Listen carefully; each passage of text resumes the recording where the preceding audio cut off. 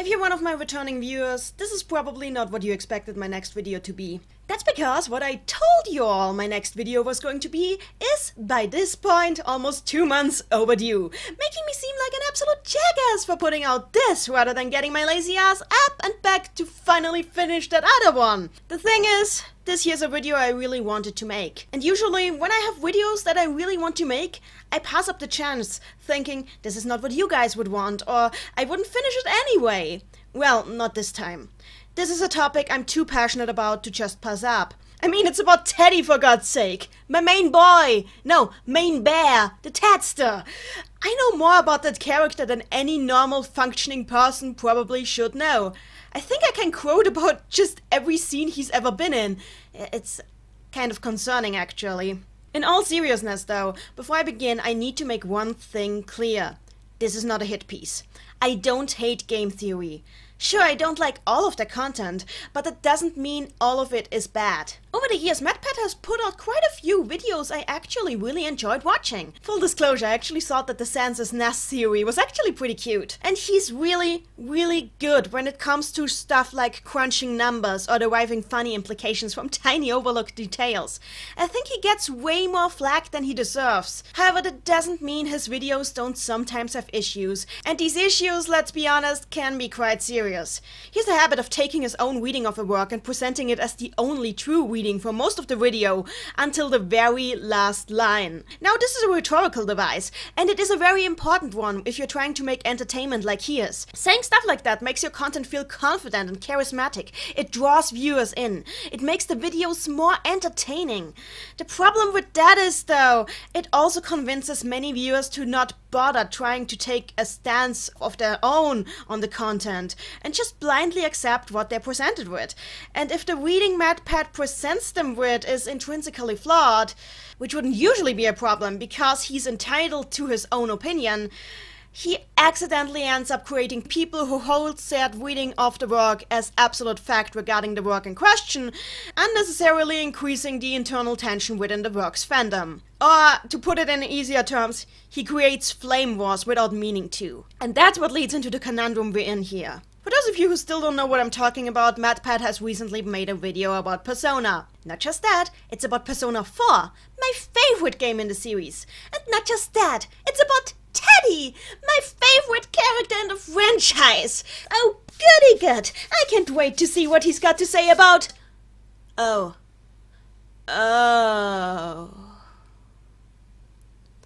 Herr, die Not ist groß. Die ich rief, die Geister, werd ich nun nicht mehr los. This is personal to me. Like, extremely so. Not just because it's about my favorite character from my favorite game in the series. No, you have to know, when I first started getting into Persona, this was the first theory I held onto firmly. This exact thing. I was so convinced of it. I even had it as part of the lore of my role-playing blog where I played an older version of Teddy for a while there. The thing is, as I started getting into the series further, I more and more realized, no, this theory doesn't hold up to scrutiny any longer than it stays airborne after you throw it. As sensical as it seems on first play, the further you go in, the less sense it makes. And I know that just all too well. And in fact, MadPat knows that too, by now. While I was preparing to make this video, the guy actually ended up posting an apology for the misinformation in the video. Good on him! I'm glad he realized that some of the things he said in the video and the comments were a bit immature. The thing is, that doesn't change the fact that the video is still up. And in circulation. And because it is up, its misinformation is too. And that's why I feel it's in order to try and counteract it a little.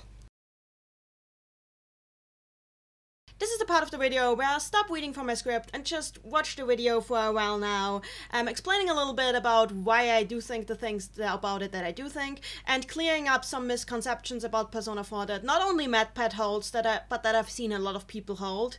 I'll try to be entertaining, but I'll also try to be as rational as possible about it. Again, this is not a hit piece. I'll address MadPat directly in a few parts because I think it's kind of unavoidable, but at the same time, remember, I've seen his apology. I know that he feels sorry, so it's not that I'm trying to be mean to him. I'm just trying to give some constructive feedback.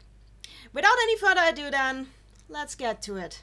franchise. An old franchise with self-contradictory lore and a very dedicated and very protective fan base. A fan base that I have no doubt is sure to hate whatever I say in this episode regardless of how much research I do, poking holes in the theory as a result of that aforementioned contradictory lore. This is how you choose to start the video. Really? Really? You know, I once read a study in a science magazine about an interesting phenomenon. Basically, if you are about to say something that you think is potentially offensive, and you add a disclaimer to it, saying that you're not trying to be offensive, the statement sounds even more offensive than it would have sounded otherwise. This isn't even that disclaimer. This is just you flat out admitting you're not going to like what you're about to see. You're going to be angry. And that's what they call positive suggestion. And it's not called positive suggestion because you are being positive about something. It's called positive suggestion because you're suggesting a positive to someone, planting it in their mind, and conditioning them to go into the information you're presenting with that mindset pre-installed. In other words, you shoot yourself in the foot as hard as just humanly possible. By including this statement from the start, you conditioned your viewers, everyone who knows Persona from the beginning, to not like the video. I don't know at what point in the writing process this seemed like a good idea, but I feel sorry for you because that point in the writing process shouldn't have happened. And then there's the thing about self-contradictory lore. What are you even going on about? I'd say that I don't like bringing this thing out again, but that would be a lie. I love bringing this thing out, even if I know that I'm bringing it out way too often for anyone's liking probably. But I think it's impossible to talk about these issues without acknowledging its existence, because it does exist. And I know it's so annoying to have... This is not how a story should be written. You should not put all of the lore strewn out over different sources, including a freaking book that was released one time years ago in Japanese only, and not even the Japanese people have all read it. But even so, it exists. The lore is not contradictory. Just because you haven't seen all parts of it, just because you couldn't make sense of it on your own, doesn't mean this doesn't exist. And like, I have a whole translation of that of the most important parts online on my blog. I don't know how you missed that, because there's links to it, I think, by now all over the fandom. So it would have been really, really easy to check up on that, but you clearly didn't. Right now, I would use this thing to dispute your point about the law being self-contradictory. The thing is, I can't, because you didn't give any examples. You just went in there saying, oh yeah, the law doesn't make any sense, so I don't have to make any sense. That's how it comes across, you know? You started this video in the worst way that you could have. Not only by presenting positive suggestion that pretty much trains your viewers into disliking the video from the start, but also by presenting a non-argument for not having to argue thoroughly throughout the video. By doing this, you've already offended pretty much everyone you could have, and you've got nobody but your own script to blame for that. This script, we needed some proofreading by somebody who's not you. I don't know if you have any proofreaders. If you ran the script through other people's opinions, friends, family, professionals, I don't know. Whoever did this, don't give them another script, because they clearly didn't do their job as well as they should have. This mistake should have been caught on the first draft reading, and I'm really surprised that it wasn't. And you're a professional. I mean, I'm just doing this for a hobby, but even I wouldn't let something like this in my script. So I'm really surprised, a little bit concerned. And I just hope this doesn't happen again in the future. I know it's happened before. I know there was a time when it didn't happen with your videos. And maybe you should go back and review those old videos. I'm not saying they are better, but they had a better way of starting and drawing the viewer in. This was probably everything about these first 20 seconds is wrong. Not factually wrong, but in a term of a script writing standpoint, it's just very disadvantageous for yourself. Let's continue. Unleash their powers by doing this. So you just know that the YouTube monetization bots are going to be all over this episode. Actually, no. This is a funny thing, though, but of the videos that I'm making, the Persona ones are actually the only ones so far that have never been taken down from monetization, and I think that's because Atlas just doesn't do these things if it's not a direct upload of the music or cutscenes. sometimes even not even with those. And no matter how many evokers or Maras you put in, hasn't happened with me at least. Maybe it's because I'm tiny, but on the other hand, they've taken down some stuff that I really wish they hadn't taken down from me, so we'll see. But why the did I choose to do this episode? I don't know. You tell me. Wait, actually I do know. It's because the Persona 5 anime just started airing, giving Persona 5 yet another boost in recognizability, and you are a big channel who needs to ride on the wave of what's popular, needs to ride on the zeitgeist, and keep their momentum going, because it's very easy to lose your momentum when you're on YouTube, and you always need to grab new viewers' attention so that you stay relevant. And people keep watching you, because otherwise you lose your income and you lose your livelihood, and that would be really bad. So I get why you're doing this. I don't get why you ask such a clear question. On the other hand, I don't understand why you're doing it, because clearly, not only did this intro already indicate it, but the whole video throughout, I feel like you did not have fun writing the script, or even reading it. You did not have fun with this episode at any point in the process. At least, that's the impression I'm getting. I'm not sure if it's true, but that's how it feels like to me, especially compared to some of your other videos. Like, I know people give you flack for doing a lot of FNAF videos, but like, every time you talk about Five Nights at Freddy's or Undertale, I at least know that you're having fun doing it. Not to take anything away, but this just felt soulless. So, I honestly don't think you should have done this. Slow down a little. Maybe don't do 5 videos in 5 different channels every week. I know this is an exaggeration, but you need to take the time to actually enjoy things, because otherwise it becomes apparent that you don't enjoy them, and then you get results like this. And maybe take a vacation sometime, just sit down with some games you really like, come up with theories that you really like. And I know it's hard to do this when you're supposed to be a full-time working person, but sometimes people just need to play, not work, just play. Take that to heart, maybe.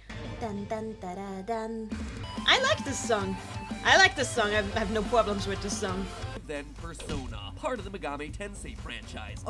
Actually not considered part of the Megami Tensei franchise, especially not in Japan. It's seen as something that's spun off from Megami Tensei, but internally at Atlas it really isn't treated as part of the Mega 10 franchise. It's just something that takes elements from it. It's kind of like the relationship between Kingdom Hearts and Final Fantasy. They have relations, but they're really not the same thing at all. 2008.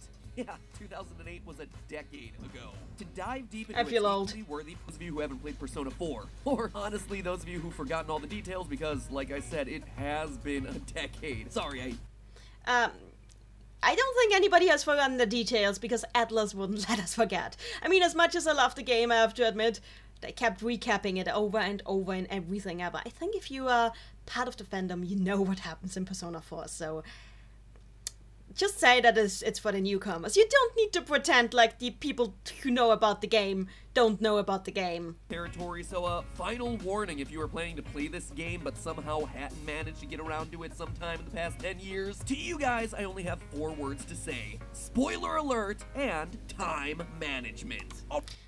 Okay, so I don't know if time management is actually one word. English is not my first native language, but you are aware that you just pointed out that Persona 5 brought in a whole slew of new people, right? So you are aware that a lot of people who played Persona 5 will now want to go back and check out the series when they never had the desire to do so before. So why are you insulting those people too now by claiming they didn't have time management? They couldn't have known before. This is what I mean about the script needed another read. It really feels like a first draft in a lot of ways. Misfits as they try to stop a serial murderer, who, as you can see, has got some designs to die for. Let's rewind that for a moment. Yeah. This is, Yamano's, Shadows room. It has nothing to do with Adachi. He shows up in it later on, but this wasn't set up by him. This was Yamano's shadow doing this, and that's not even Yamano herself on here. That's Mizuzu Hiragi, the anchor singer who was actually married to Namatame. So, this room, Adachi shows up in it later on, but he has no connection to it aside from that, so To solve the murders, you and the Scooby Gang, who I henceforth deem the Scooby Gang, discover... I don't know if that pun was bad or good. I think that was the most Teddy thing in the whole video, that pun, so kudos on that. something called the Midnight Channel, a Japanified version of Adult Swim that shows... Honestly, I don't know if these jokes are good or if I'm just very easy to amuse. It's probably the latter. But you made me laugh, so good on you, man. At your Jonas. Defined as technically a shadow, defined as suppressed human thoughts given physical form. But unlike the rest of the shadows in the TV... Not just thoughts, emotions too. It's generally everything that could be in a mind. That they hate the most, and after a boss fight, nothing wrong here. Self-reflect, stupid-looking boss. Throughout the entirety of the game, we never actually meet Yu's shadow. And that's not really true. You played Persona 5, haven't you? I get the feeling that you did. You did not realize that the voices that talk to them before the persona appears, while that technically is the persona, it's also their shadow. The way it insults them, the way it is very strong about its opinions, that is their shadow. So we kind of do get a glimpse of Yu's shadow. That voice that tells him to call forth what is within, that's his shadow. Because what else would it be? I mean, yes, it is Izanagi, but Izanagi is part of Yu's shadow. All the personas are. It's not that he doesn't have a shadow. The main character of the game completely neglects this part of the process. Because he has the wildcard ability. This is something that is explained in Persona 3, the spin-offs, and in Persona 5. It's hugely important in Persona 5, so I don't get how you missed that. But the wildcard is special, because the wildcard is... It's a proficiency with Persona use that not everybody achieves. It's a proficiency with Persona use that makes it extremely easy for these people to call forth their Persona the first time around, much more than anybody else. That's why the Persona 3 protagonist... like Mitsuru and Yukari actually comment on how easily he adjusts to the Dark Hour even before his first summoning. Isn't that weird? It's because of the wildcard ability. So that really isn't a mystery at all. He must have a shadow somewhere, right? He does! Inside him! It's his persona! So then where is it? Where is Yu's shadow? Well, inside him! It's not a physical object.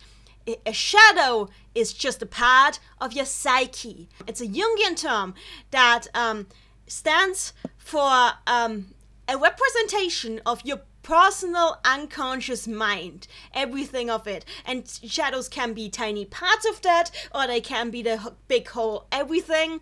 They can split, they can merge, they are complexes, they are parts of energy and information. Just because a shadow does not manifest, it doesn't mean it's not there. You can become a Persona user even just by accepting your shadow internally. Again, Persona 5, you hear their voices, but they accept them internally. They may come to an understanding with them during that shouting match that their shadows have at the beginning when they awaken. That's why they get yellow eyes, because that's not them talking, that's their shadows talking. And they come to an understanding with that because they realize they need these parts of their personalities. And that's why suddenly, at that point, their personas appear, because they've accepted their shadows in that moment. And that's how people like you get their personas too. He got a push from Izanami too, yes, but that was only part of it. If that was all that it took, then I think Namatama's and Adachi's story would have been way different too. That Teddy, sweet, lovable, cuddly, Humpty Dumpty-esque Teddy, is secretly used. Kudos on this description of Teddy. He doesn't get called by his preferred terms, which are cute, cuddly, and everything nearly often enough. It might seem like me trying to put together pieces that don't really belong to try and retrofit an answer. No, it doesn't. It doesn't seem like that at all. Because, as I've said before, this is the first theory a lot of people who start getting into Persona get into their minds. It's not a new theory at all. It's like the first one. If you play Persona 4 as your first Persona game, and you look at what is presented there, this seems like the natural conclusion. It's just the longer you think into it, the less sense it makes. Has himself a mysterious backstory that he just so happens to not remember. Except he remembers it later on. He remembers that he was just a shadow who gained human emotions. Like, well, shadows are human emotions, but he became aware of the emotions that constituted him. So it's not like we don't know where Teddy was before you appeared. In fact, it seems like he'd been there for quite a long time, so... And the TV world is only Inaba's cultural subconscious, and you wasn't in Inaba before that, so... How could that have happened? That's the main problem I have with the theory. Like, not that I hate the theory, but the moment you realize you has not been to Inaba for very long, and Teddy has been in the TV world for quite a while because he had the time to come up with all these different ideas that he has, like how to make glasses or how the TV world works. He has an understanding of that I don't think is only from him being a shadow, but from him actually having been there for quite a while. If he only came into existence the moment you stepped into Inaba, then I think his reaction to people and his reaction to the murders would have been way different, because he treated the TV world like his home, and he still treats it like this. But if he'd only been there for a few hours before everything started going south, I don't think that would have been the case. Direction, but the connections between Teddy and you are written into the very fabric of the gameplay. They are. I'm not denying that at all. That's mostly because you was written to be sort of a father archetype, and Teddy was written to be like a child. So you takes a fatherly role to Teddy, and the thing is, you're getting to that later on, I know, but you represents hope. That's something Izanami points out. And Teddy's Arcana is the star, which is, you also point this out, is a symbol of hope. So you have, through the social link, through the relationship, you have the symbol of hope. To the fatherly father-son relationship between these two, you have an expression of the theme of hope in the game, which is something I find very fascinating, but it has nothing to do with Teddy actively being a part of your psyche. It's mostly about their relationship bringing forth within you the potential to fulfill the trait that Izanami has assigned to him. But the thing is, you can totally play this game like an antisocial a-hole. You can still get to the ending of the game without spending time with anyone at school, or your family at home. That's the most boring way to play Persona 4 ever, but you're right, it's totally possible. And I wish they'd put a separate ending in just for that. Just like, fuck you, you ignored everyone, the world is clearly worth being destroyed. That's actually one of my biggest issues with Persona 4, so thanks for pointing that bullshit out. Big thing. You guessed it, it's Teddy. The thing with that is, though, the same is true for Pharos and for Morgana in Persona 3 and Persona 5 respectively, and that's because, would you say that Morgana is part of Ren? Would you say that Pharos, okay, he was part of Makoto, but the thing, male Makoto, this is getting so confusing, Persona 3 protagonist, he was, but that was a whole different story. It has nothing to do with Teddy being part of you. This is because Teddy's relationship with you is emblematic for the themes of the game, much in the same way as Morgana's relationship with Ren is emblematic for the themes of that game, and Pharos' relationship with the Persona 3 protagonist is emblematic of the themes in that game. So that's why you can't skip these social links, why they are obligatory. Because even if everything goes wrong, you can at least claim the protagonist learned something through these relationships. That is how it justifies still getting to a good ending, even if you play it as a antisocial jackass.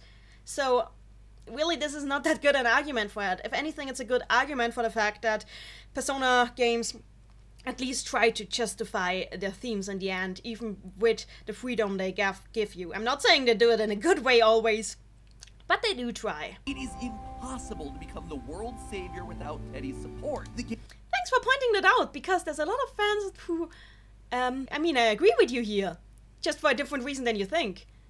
I think what would be very interesting to point out here is, like, if it weren't for Teddy, everyone would be dead.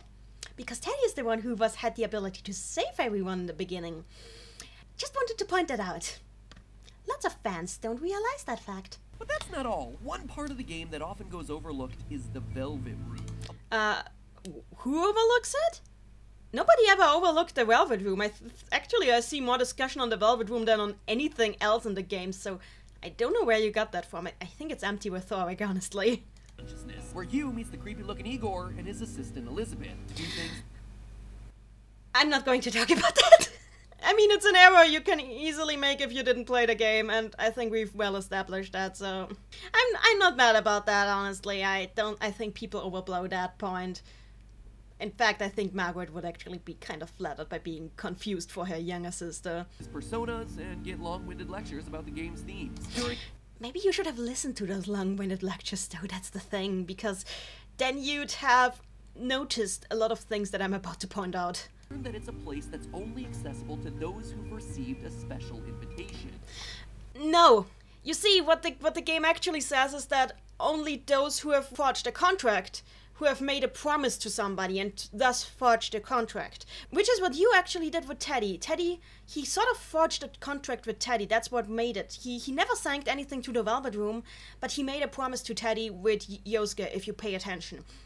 And even before that, though, he comes into the Velvet Room, and I think it's mostly because Igor could see that this was about to happen. Only people able to enter this room throughout the entirety of the game are you, Igor, and Igor's assistant.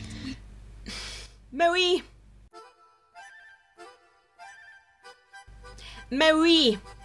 I get that maybe you're working with the vanilla version of Persona here, but Marie! She's canon, she exists, and she was there, and she's not Igor's assistant, even if it seems like it at first. Marie is a goddess. Marie is a spawn of Izanami. How did you miss the freaking spawn of Izanami? Never once see anyone else enter the Velvet. Marie! At least, except for Teddy. And Marie. He just stumble into it, almost as if completely by accident, and there... Like Marie! He has no connections to Igor in his contract, so it makes... Neither does Marie. So it makes absolutely zero sense that he'd be able to enter the Velvet Room when no one else can. Igor never actually had you sign any contract. I hope you're aware of that. I don't think you're aware of that, actually.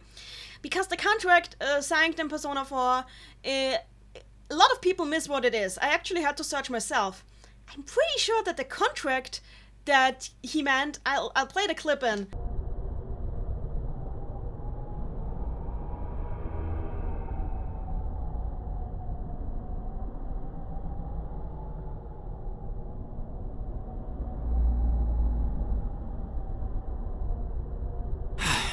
Hey, what should we do?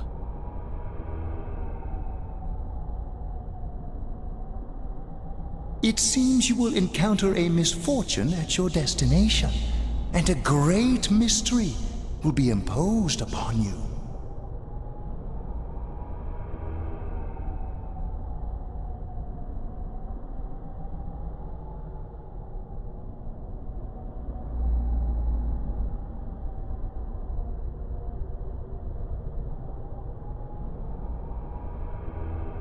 You're the only ones I can ask.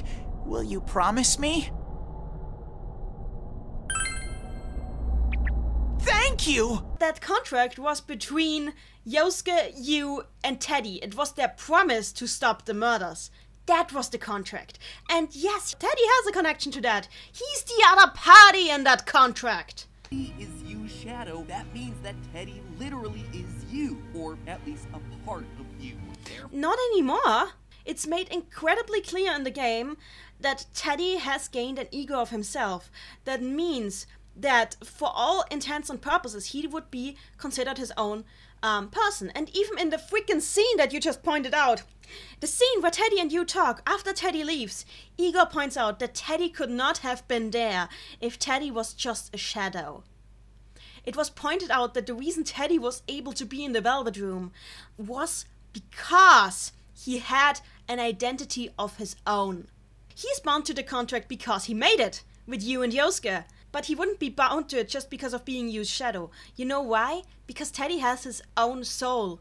So his soul would not be bound to that of another person. Like, for example, Pharaohs wasn't bound to the contract with the Velvet Room just because of Persona 3 protagonist. Yes, he facilitated the contract, mostly because he probably wanted him to gain a persona so he could start reconstituting Pharaohs' lost pieces. But Pharaohs himself never shows up in the Velvet Room unless you count the vision at the very end. So, this kind of stuff doesn't hold up. point in the game when Teddy is beginning to question the very nature of his own identity. The point of the game when he begins to question the very nature of his own identity is after the first boss battle, when he realizes, oh shit, I don't know where I came from. But these people know where they came from. That makes me weird. He's been questioning this all game.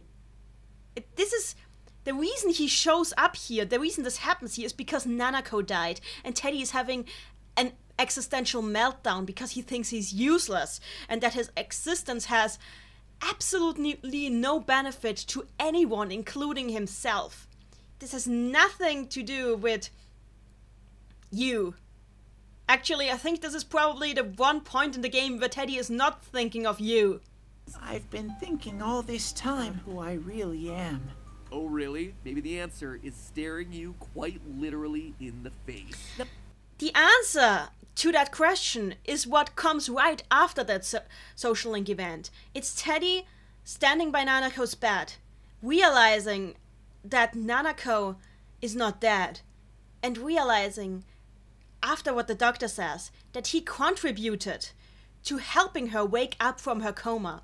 It's realizing that his existence, no matter what his existence is, has an effect on the world, and that he doesn't need to cling to any sort of destiny, that he just can be who he wants to be, that he can define his own identity. And honestly, it's things like this, details like this, that caused me to go away from this whole searching whose shadow Teddy is supposed to be, because that causes a problem with his arc. Because if you put Teddy into a box of being a part of another character, you undermine what his character arc is supposed to be about, because it's about him realizing that he can define his own identity and that he doesn't need to define it to anybody else or to memories that he doesn't have. So tying him back to you weakens his character arc and consequently dilutes one of the points that the game is trying to make. Remember, the Velvet Room that we see in Persona 4 is unique. It looks like the interior of a limousine, making it physically distinct from the booth-like appearance of the Velvet Room from earlier Persona. You pointed out yourself earlier that the Velvet Room is a non-physical place that exists between the conscious and unconscious worlds. So I don't know why you are arguing for physical distinction now, especially because I always assumed that you played Persona 5, and in Persona 5 it's pointed out that the Velvet Room's appearance is mutable, because clearly Igor himself wouldn't have prepared a jail cell for the main character. That there's no different Velvet Rooms. It's all the same Velvet Room. It's just Igor changes the appearance of the Velvet Room to match its purpose. This is actually pointed out in Persona Q, where Margaret is surprised to find that the Velvet Room's appearance has been changed, not by Igor himself, but by an outside force. It's the same Velvet Room, I'm sorry. To this place being off limits to anyone who hasn't entered into a contract with him, he's referring to that specific place. No, he's not. He's referring to the fact that only those who have forged some kind of contract in some shape or form are capable of becoming guests of the Velvet Room. Which is true, because I think everyone who's entered the Velvet Room has entered into some form of incredibly important promise. It's about... The key to entering the Velvet Room is about having ideals to stick by, because that is what is important to Philemon, the creator of the Velvet Room. That's at least my interpretation of it. Oh god, as I've said, you should have let somebody who played the Persona series, like all of the games, proofread the script. I know that you don't want any spoilers to come out, but find somebody who's trustworthy, somebody you know. You have to know somebody who's played Persona, right? Just get somebody to proofread it next time, please. Counter-argument number 2. Teddy isn't Yu's shadow because Yu doesn't have a shadow. Yu is special. He's the chosen one. That's not a counter-argument I've seen anyone make ever, because it's bullshit, because nobody is claiming that Yu doesn't have a shadow because he needs to have a shadow, because if Yu didn't have a shadow, his psyche would collapse in on itself, and he'd be a vegetable who's definitely not capable of being controlled by a player. He'd just be... Persona 5, do your thing.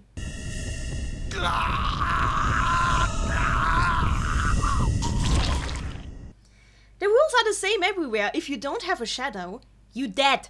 Well, not dead, but in coma at very least. The shadow is a vital part of the psyche. That's why you need to accept it. Because without it, your psyche would not function. This is because persona is based on the writings of Swiss psychologist Carl Gustav Jung. And Carl Gustav Jung said, you need that shit. I know you don't like that shit, but you need it. You would not function without that shit. So, where did you get this weird counter-argument thing from? I don't think you got it from the actual fan base, because at least everyone I know would tell you that that's not the issue here. Like, not at all. Received the TV gift. You is one. The other two are Namatame and Adachi.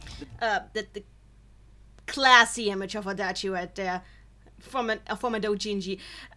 Generally, I find that all of the image that MatPat is using here are from the first page of the search results. I know that because all the teddy images that he's using are the same teddy images I've been using for 10 years now.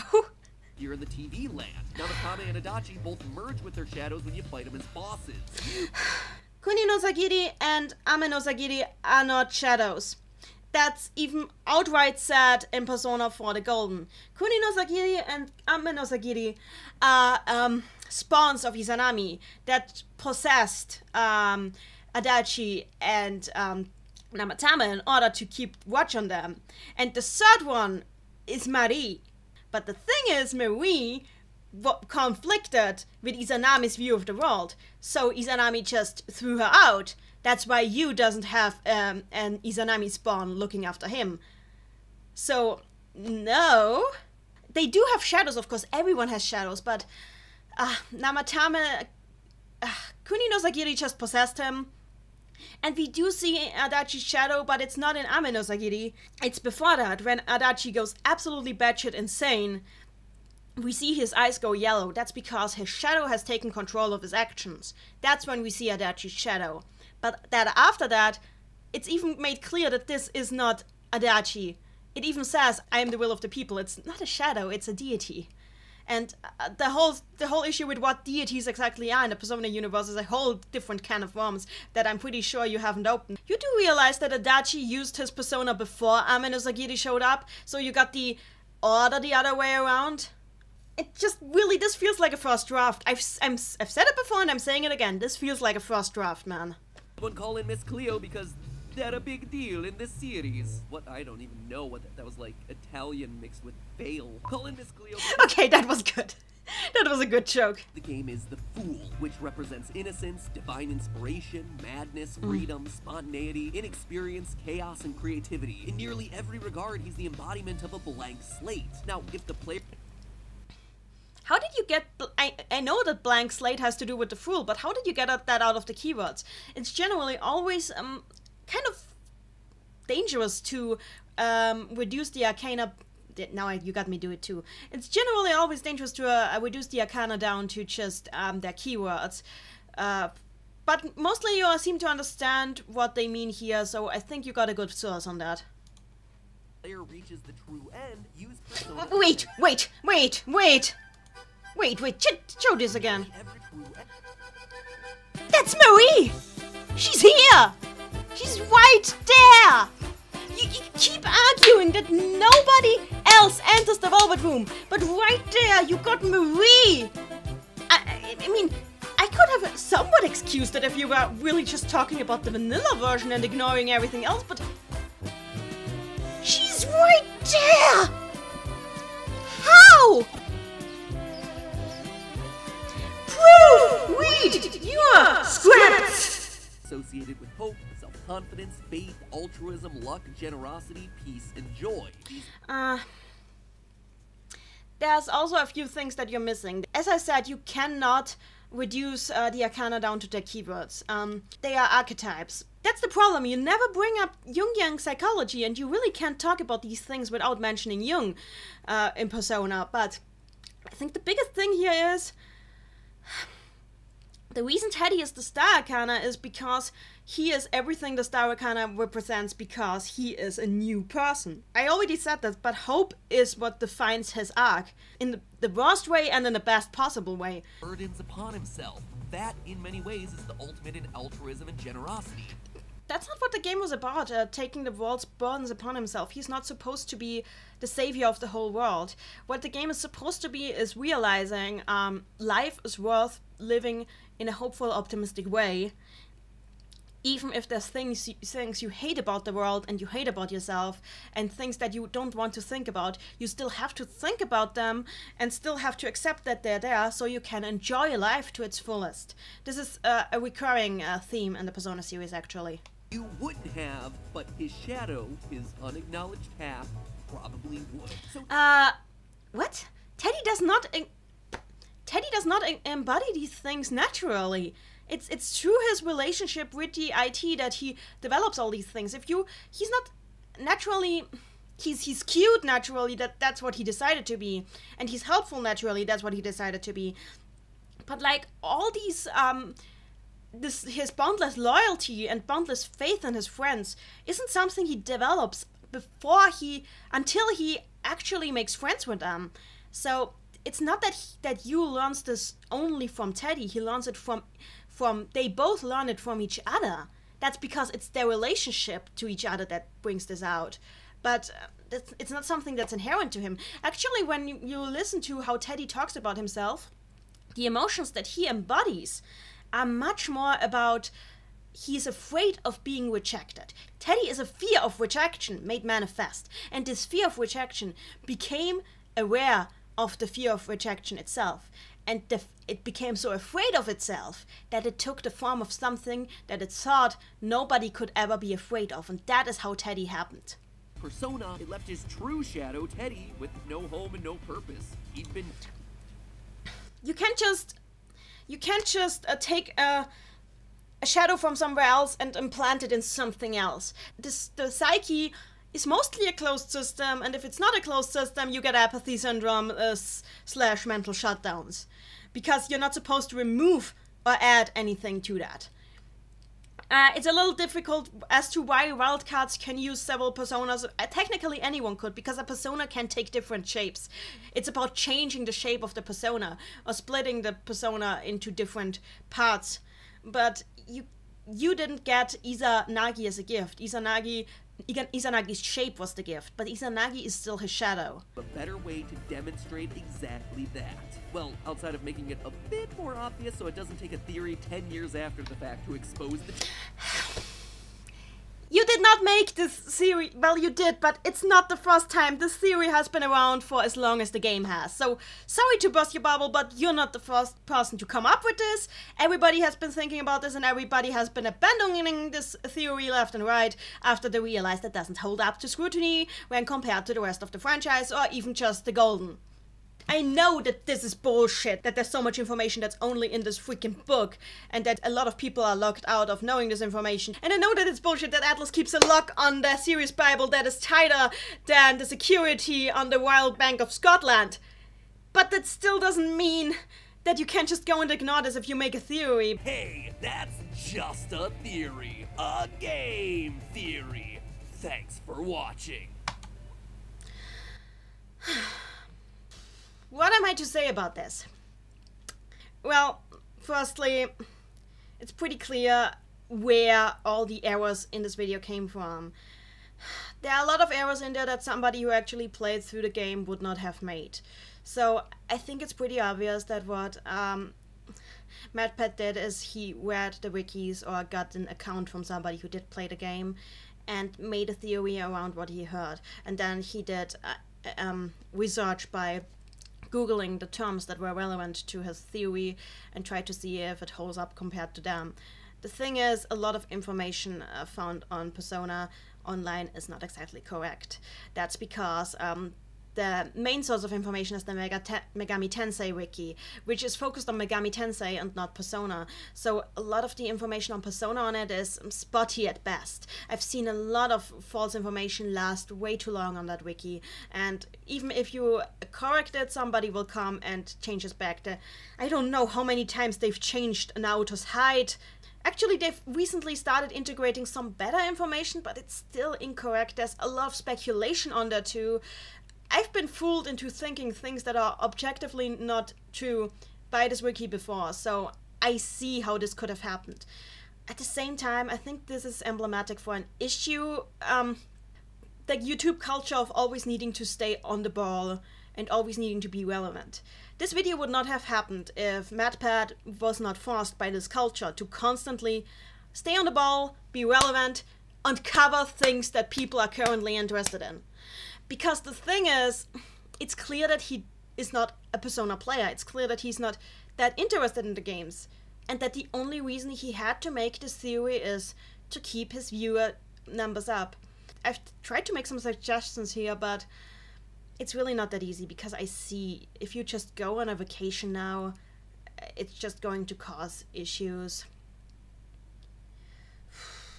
I don't think he should be making videos like this. He's way better when he does numbers crunching or when he focuses on games or films that he really loves. And I think he should be focusing on those. He should be allowed to focus on those and not constantly have to cover everything ever. I don't think that's good for him. I don't think that's good for his fans. I don't think that's good for his content. I think people should be allowed to put quality over quantity. So this goes out to all the MatPat fans. This goes out to all my... Well, I have fans. I don't know if I have fans, honestly. I have people who watch my videos, and I'm thankful for that. And I know I'm a tiny channel. I don't put out a lot. And I know I'll never be this popular. I'll never be as popular as someone like MatPat. And maybe that's for the better, because if I were, I'd be right in the system, and I'd be forced to act the same way. And I don't want that. And I don't think MatPat is an asshole. I don't think he's stupid. I think he's just trying to think economically and do what is best for his channel. The problem with this is what's best for his channel isn't always what's best for his content. And I just wish this culture would change. We should be able to put quality over quantity, and I think there's a lot of channels who are able to do this. MatPat, this is me talking to you. I know that this is a difficult thing to talk about for you and a difficult thing to think about, but maybe you should take the risk of possibly losing a little bit of your monthly views in order to do maybe a few less videos, but do videos that you're really interested in, do videos that you really love doing, and only videos on topics that you really think you know inside out. Take more time to actually play games, take time to enjoy things, take time to be happy.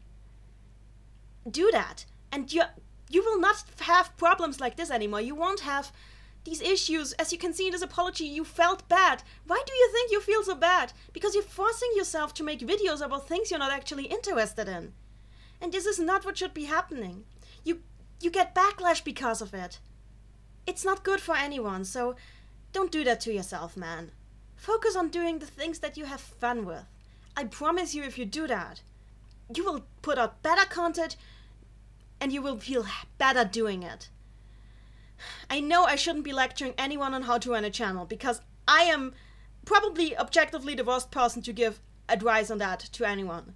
I know that the YouTube algorithms are harsh, but honestly, who even earns money from YouTube anymore? Everybody has to rely on Patreon these days, so maybe it's worth the risk of taking the cut and focus more on quality over quantity.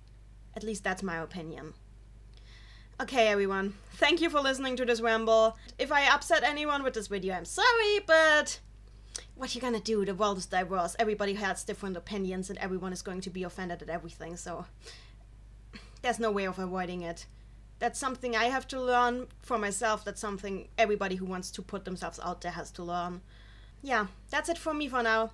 I'll see you guys all later. I hope this was somewhat interesting to you. See you guys. Bye! If you like what you saw, please consider supporting me on Patreon. I only charge in months in which I put out substantial content, and I'm always ready to refund if necessary, so there's no risk involved whatsoever. Also, thanks to everyone who's already supporting me. You guys just rock.